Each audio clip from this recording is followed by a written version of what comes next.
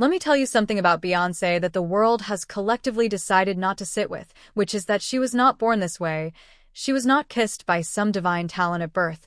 She did not wake up one day and discover she was exceptional.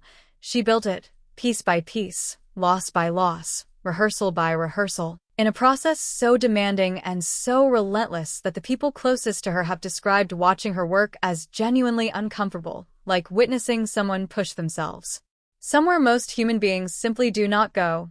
Welcome back to Iconic Her. Today we're going to talk about the real Beyoncé, not the cultural icon, not the formation and the Super Bowl and the visual albums, but the specific psychological portrait of a woman who decided at a very young age that good enough was never going to be good enough, and what that decision actually costs and what it produces, and what we can take from it into our own lives, because I think most people look at Beyoncé and feel inspired for about 5 minutes and then go back to their lives unchanged. And my goal today is to make sure that does not happen, so let us get into it.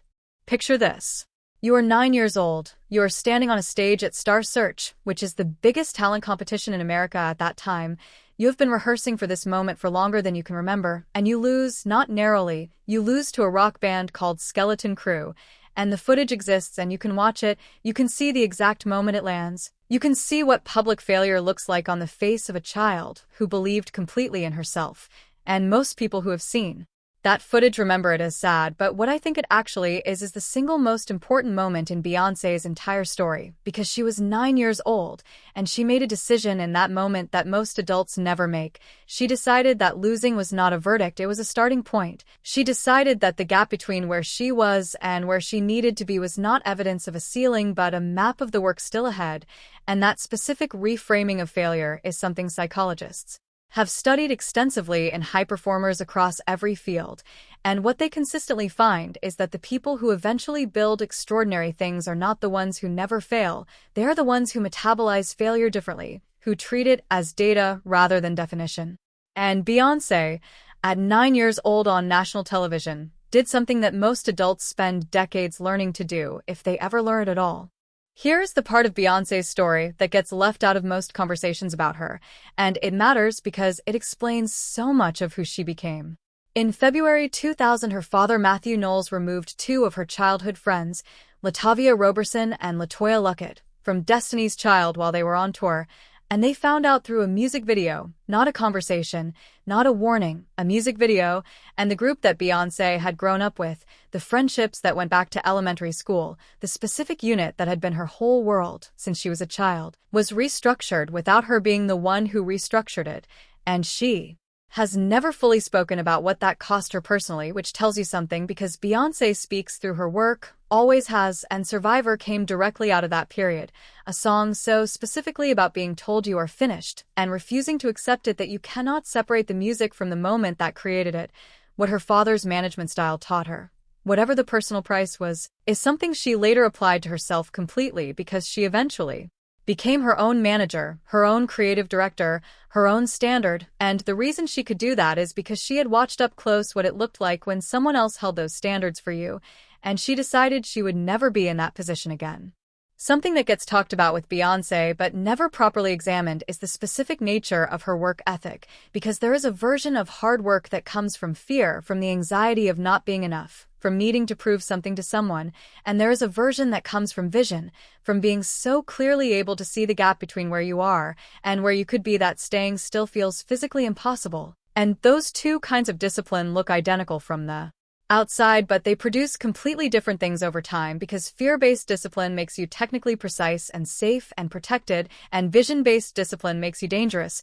It makes you willing to tear down what is working and rebuild it because you can see something better on the other side. And Beyoncé is dangerous in exactly that way. She has said she practices until she cannot get it wrong rather than until she gets it right, which sounds like a small distinction until you actually think about what it means, because practicing until you get it right means you stop when you succeed once. Practicing until you cannot get it wrong means failure has to become structurally impossible before you consider the work done. And that standard is so far beyond what most people hold themselves to that it almost sounds like a different language. The honest question it leaves you with is not how do I work as hard as Beyoncé? The honest question is what would I attempt if I stopped accepting the first version of success as the final one? Most people reduce Lemonade to the Jay-Z cheating album, and in doing so miss almost everything that makes it extraordinary, because what Beyoncé released in 2016 was not a public airing of marital grievance.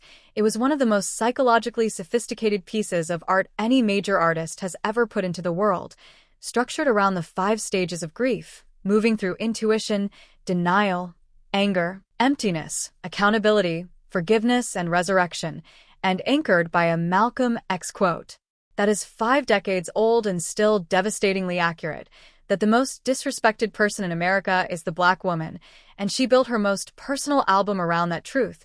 She took the most humiliating chapter of her private life and used it as a vehicle to say something larger about what Black women carry that nobody ever fully acknowledges. And the psychological courage that requires is worth actually sitting with, because she was the most famous and most controlled artist in music. She had every incentive in the world to keep the narrative clean and the image untouchable, and she chose the opposite.